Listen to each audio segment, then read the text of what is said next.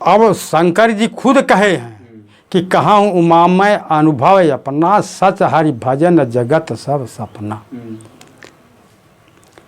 तो सत्य, शिव, राम, कृष्ण ये कहाँ अलग हैं? ये तीनों एक ही तो हैं। अब उन्हें या सत्य कहते कह दो या शिव कह दो, जो कुछ भी कहो वो महान हैं।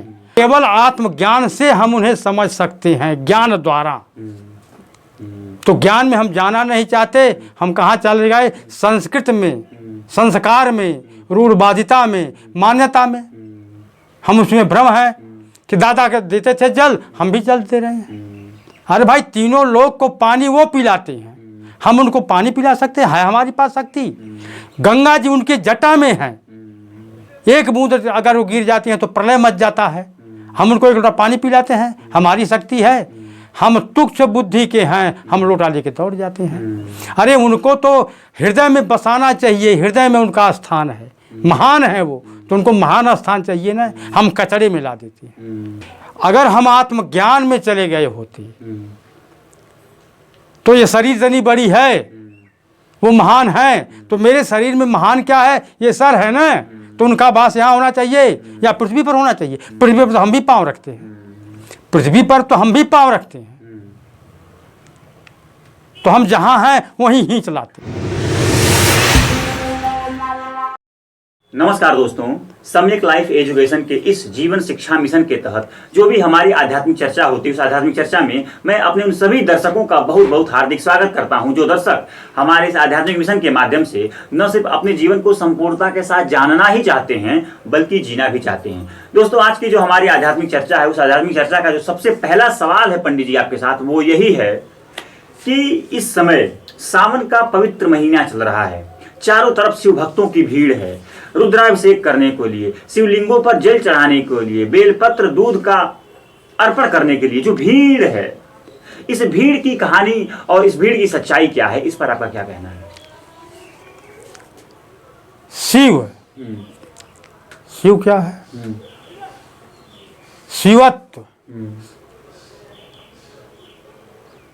ये त्रिदेवों में आती है, ठीक? तो त्रिदेवों में तो महान हो गए, महान हो गए ना। हम इतने मूर्ख हैं कि उनको खींच करके ला करके उस पिंडी में बंद कर देते हैं। जिनसे काल डरता है, पृथ्वी कांपती है, उनको हम पृथ्वी पे ला के कर दिए। उनको हम काल के भीतर खींच लाए। जिनसे काल डरता है, पृथ्वी कांपती है, सूर्य नाचते हैं, उनको हम खींच करके ला करके एक पत्थर में रख दिए। ये तो भैया भूल हमारे लिए है। लेकिन भाई, जिसकी जो इच्छा हो, सारी दुनिया इच्छाओं के पीछे मर रही है। शिव, राम, कृष्ण क्या अलग अलग हैं? ये नाम अलग अलग रखे हैं, ये सब एक हैं। अब इन महान को हम पृथ्वी पर खींच लाते हैं। जिनके अंगुली पर पृथ्वी है, आकाश है, सारा संसार है, उनको हम एक पिंडी में खींच लाते हैं। हम कितने तुच्छ हैं। अरे वो तो हृदय में बसाने के लायक हैं, हृदय में उनका वास है, हम उन्हीं के सहारे चलते हैं। अब उनको हम जमीन पर ला दिए। हम कितने मूर्ख हैं। क्यों मूर्ख हैं? हम इच्छा में परेशान हैं, इच्छा में परेशान हैं। इच्छा हमें नहीं रहने देती कि शंकर बाबा से मांगो दे देंगे। तो एक कहानी आती है कि भोले भाले शंकर जी थोड़े में खुश हो जाते। अरे वो भोले नहीं है, भोले हम कह रहे हैं। क्यों? हमारी बुद्धि तुच्छ है, हम तुच्छ हैं, हम अपनी कामनाओं के पीछे परेशान हैं। ये तीनों एक हैं, ये कभी अलग नहीं हुए। ये देखने के लिए महाभारत के युद्ध में भगवान कृष्ण जब विराट रूप दिए धरे रखे थे, पकड़े थे, तो क्या उनमें शंकर जी नहीं थे? लेकिन कोई देख पाया, समझ पाया? काल तो वही है ना।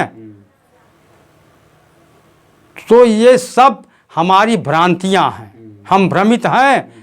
हम जिस देवता को चाहते हैं जमीन पर खींच लाते हैं, कामनाओं के पीछे, इच्छाओं के पीछे। भ्रम है, बस यही बात। और क्या? भ्रम यानी कि आत्मज्ञान नहीं है।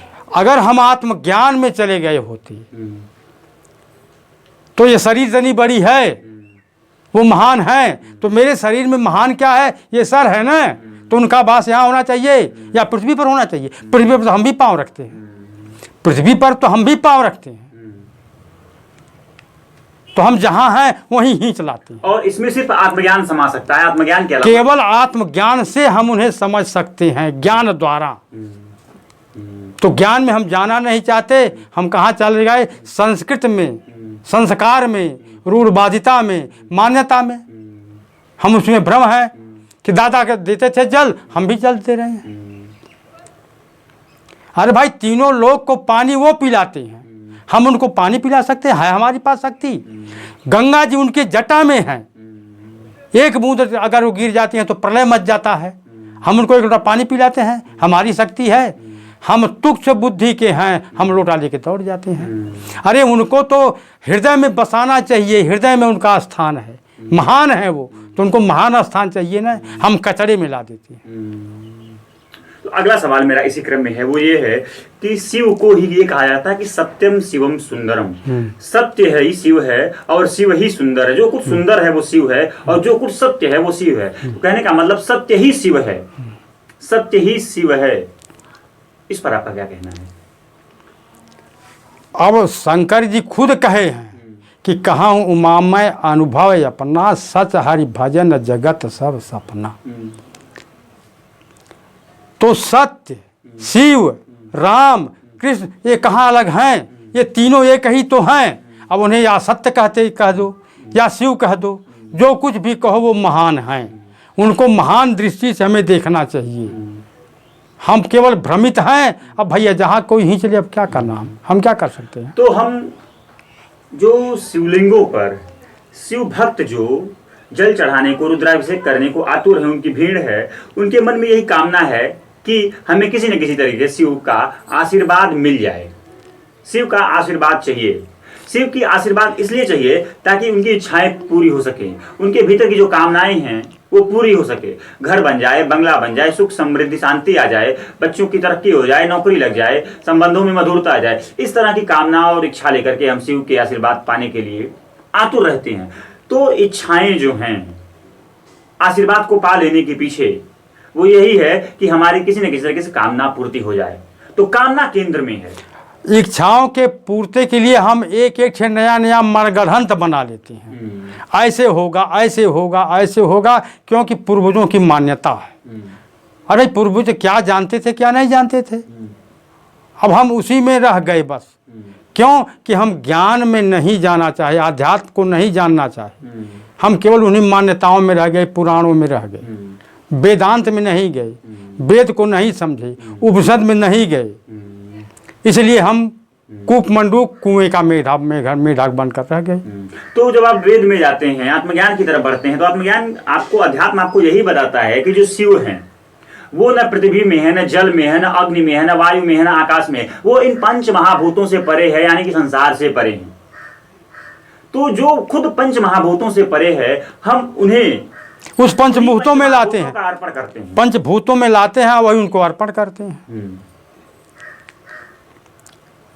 जिसका उनका कोई स्पर्श ही नहीं है, वो सबसे परे हैं।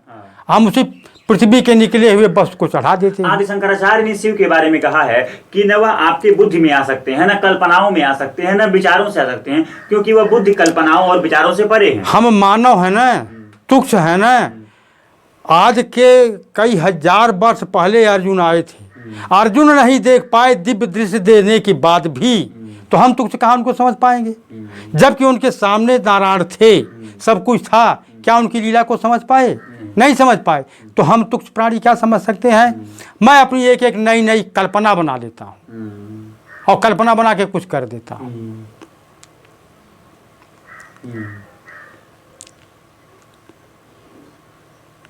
तो सवाल ये है कि जो शिव हैं वो सत्य के प्रतीक हैं और सत्य ही सुंदर है। सत्य के अलावा जो कुछ भी संसार में है वो कुरूप है, असुंदर है, सुंदर नहीं है।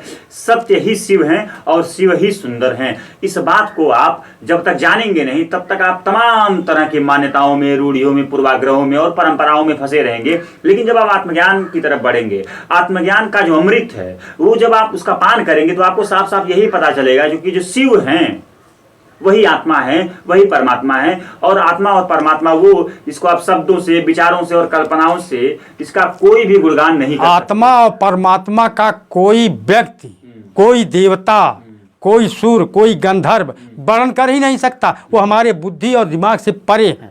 और यहाँ तक लिखा है कि गुणातीत, वो सतो रजो तमो तीनों गुण से परे हैं। और प्रकृति तो की फिर जितनी घटनाएं हम हैं, प्रकृति में हैं तो हम उनका गुण कैसे गा सकते और हैं? प्रकृति की जितनी घटनाएं हैं, चाहे शिवलिंग पर दूध और जल अर्पित करने की बात हो या मंत्र उच्चार करने की, वो सब प्रकृति के भीतर की। ये सब प्रकृति के भीतर है, ये कोई प्रकृति के बाहर नहीं है।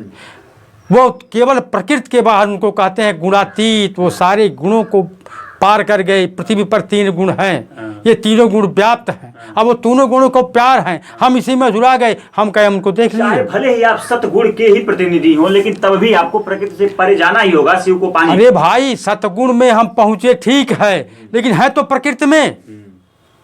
सतगुण को पर्याप्त करते हुए, पाते हुए, धारण करते हुए हमें तीनों गुण को पार करना पड़ेगा, तब न हमारा उनसे संपर्क होगा। तो हम तो प्रकृति में ही हैं। जब प्रकृति से बाहर नहीं निकले तो कैसे हम उनको समझ। हाँ, एक है ये तुच्छ वाणी, भाई कुछ कह देती है, समझ लेती है, लेकिन हम लोग बहुत तुच्छ हैं। तो जो वास्तव में जो शिव हैं, वो शिव जो सत्य के प्रतीक हैं, सुंदर के प्रतीक हैं, यानी जो सत्यम शिवम सुंदरम वाले शिव हैं, उनको पाने की सही प्रक्रिया क्या है? कैसे जाने हम, और कैसे न सिर्फ जाने बल्कि पाए हम उस असली शिव को, जिसके लिए हम सभी व्याकुल हैं? अरे उनको पाने की प्रक्रिया और जाने की प्रक्रिया वो तो हमें मिले ही हैं। केवल हमें अपने इस हृदय पर, इस शरीर से जो ये प्रकृति की धूल है उसको केवल साफ करना है। उनको हमें ढूंढना नहीं है। वो कहीं छुपे नहीं हैं, कंदरा में नहीं है, मंदिर में नहीं है, वो तो हर जीव के अंदर हैं। ये प्रकृति की धूल जो है दूषित कर दिया है, मलिन कर दिया है, वो तो हैं। अरे भाई, यही 50 किलो सोना है, मट्टी चढ़ गई तो दिखाई देता है। तो प्रकृति की धूल हमें आच्छादित कर दी, मेरी चेतना को ढक दी। और जब चेतना को ढक दी, चैतन्य तो पा गए। अब उसी चेतना को जगाने का नाम ज्ञान है। और ये जो प्रकृति की धूल आप बात कर रहे हैं कि हमारी जो आत्मा है, जो परमात्मा, जो शिव है, जो हमारे भीतर समाये हुए हैं, उनके ऊपर प्रकृति की धूल छा गई है। सवाल ये है कि ये प्रकृति की धूल है क्या? काम, क्रोध, लोभ, मोह, मत्सर, अहंकार, हम यही धूल है। हम क्रोध के अंदर, काम के अंदर, मद के अंदर, हमेशा हम इसी की तरफ ताकते हैं। और ये बिना ज्ञान के कटेगा नहीं। यही 7 आवरण है। ये जब तक ज्ञान नहीं होगा तब तक ये कटेगा नहीं, और जब तक ये कटेगा नहीं तब तक सत्य का दर्शन नहीं होगा। सत्य का दर्शन यानी शिव का दर्शन नहीं होगा। आपको शिव को पाना है तो मंदिरों की नहीं, अपने भीतर जाने की जरूरत है। आपको शिव को पाने के लिए आशीर्वाद की नहीं, शिव को पाने के लिए इस मंदिर को साफ करना होगा। यही मंदिर है मेरा, और इसी मंदिर मेरा शिव है, मेरा परमात्मा है, सब कुछ इसी में है। लेकिन इस मंदिर को जब तक हम साफ नहीं करेंगे हमें वो दिखाई नहीं पड़ेगा। काम, क्रोध, लोभ, मत्सर, अहंकार, वासना, जब तक ये 6 7 मिनट नहीं जाएंगे तब तक को दिखाई कैसे देंगे? तो आज की जो चर्चा हुई, उस चर्चा का जो निष्कर्ष है वो यही है कि जो शिव हैं वही सत्य हैं, सत्य के प्रतीक हैं, वही सुंदर हैं। आप उस सत्य के प्रतीक शिव को तब तक नहीं पाएंगे जब तक आपके भीतर आत्मज्ञान का प्रकाश नहीं होगा।